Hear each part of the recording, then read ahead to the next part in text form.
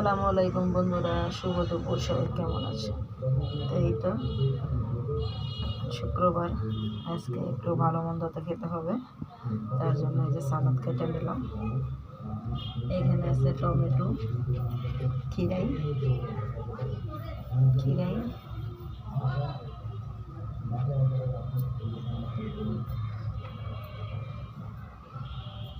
খিরাই আর আছে গাজর, এই কাঁচামরিচ কেটে নিলাম। কাঁচা পেঁয়াজ খাওয়া যাবে না, তাই শুধু কাঁচামরিচ দিয়ে সালাদটা মাখায় নেব।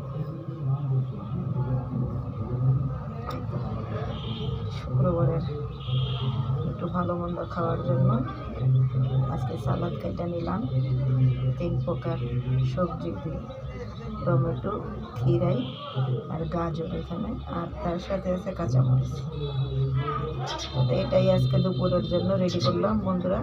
এই পর্যন্তই, সবাই ভালো থাকবেন। আল্লাহ হাফেজ।